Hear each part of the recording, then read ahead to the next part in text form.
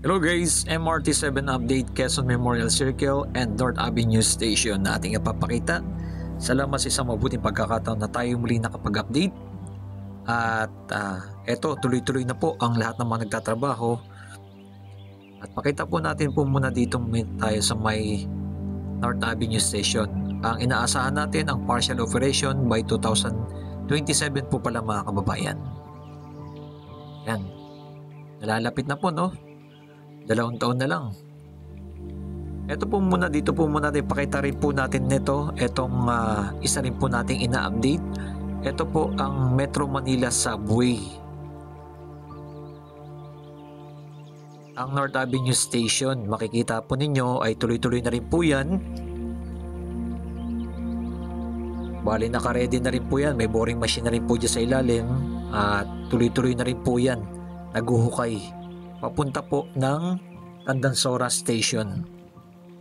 At ito po yung North Avenue Station ay makikita po ninyo ay buo na rin po mga kababayan no. Meron na rin po siyang bubong at yan nakikita po ninyo yung pinaka hanggang dulo na lang po papuntang EDSA yung kanilang ginagawa dyan. Dahil magduduktong na po yan, abangan natin yung pagduduktong no ng pagtawid po ng concrete girders dito po sa may EDSA. Bali dyan sa pagkabilang side ay naglagay na po sila ng mga concrete pierhead. Ayan makikita po ninyo, ito po yung pinaka common station na magdudukto yung LRT1, MRT3 tsaka MRT7. Ito po ayan makikita po ninyo, ayan nakagawa na po sila dyan. Abangan natin sa mga hinaharap yung pagtawid po mismo dito sa may EDSA. Yan.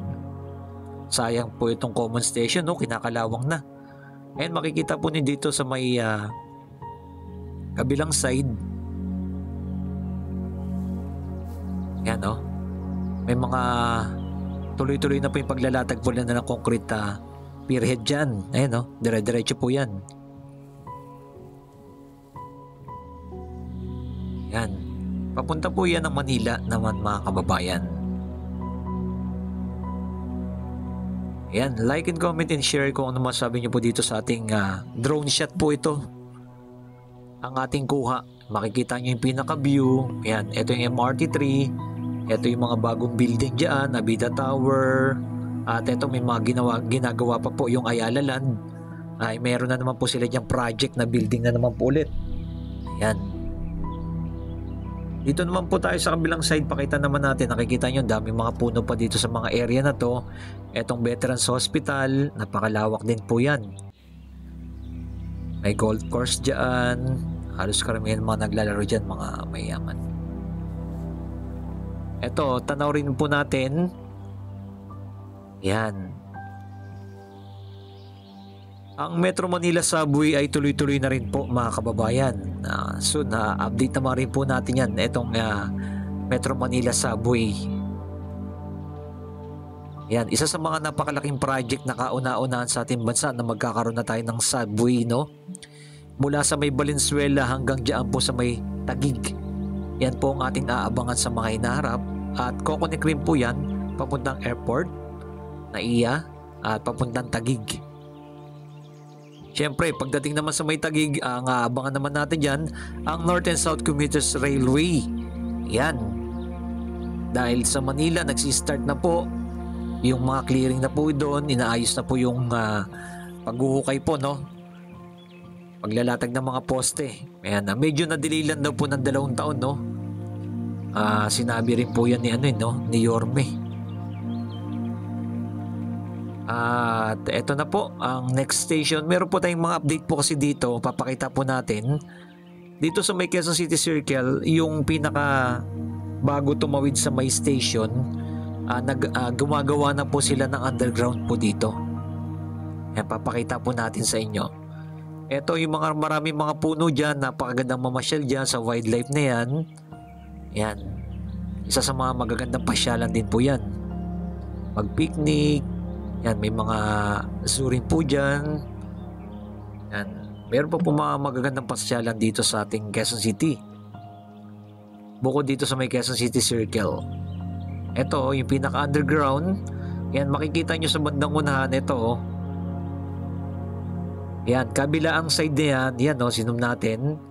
Nag-start na po silang maghukay po dito na itatawid po doon sa may station. Ayan, tuloy-tuloy na po ito. Left and right po yan, mga kababayan.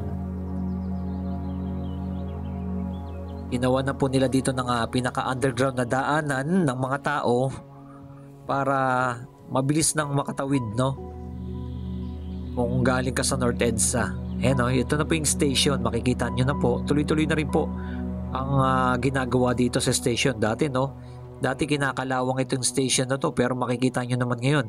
Ito na po yung pinaka-progress. Halos karamihan po ng station ng MRT7 ay nagagawa na po.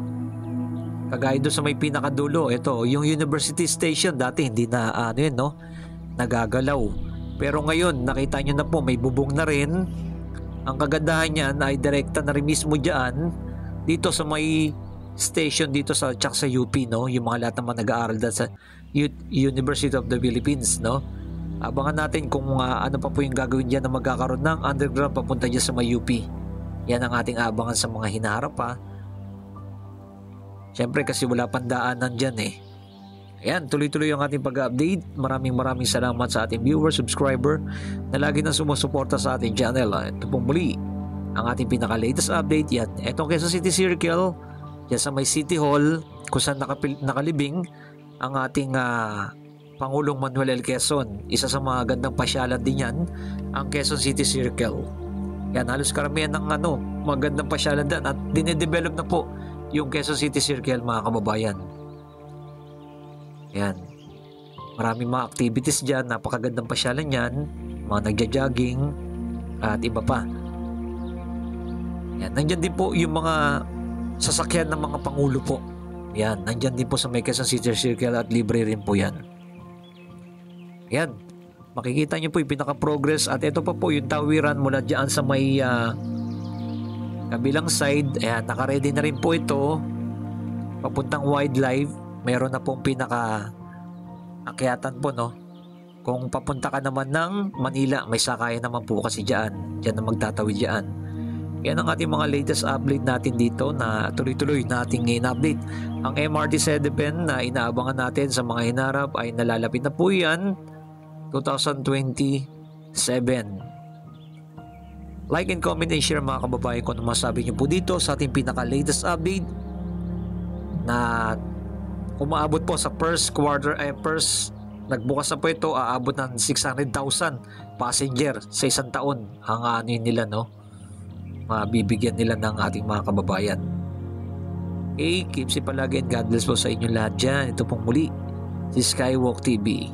Thank you sa inyo lahat dyan. Like and comment and share. God bless.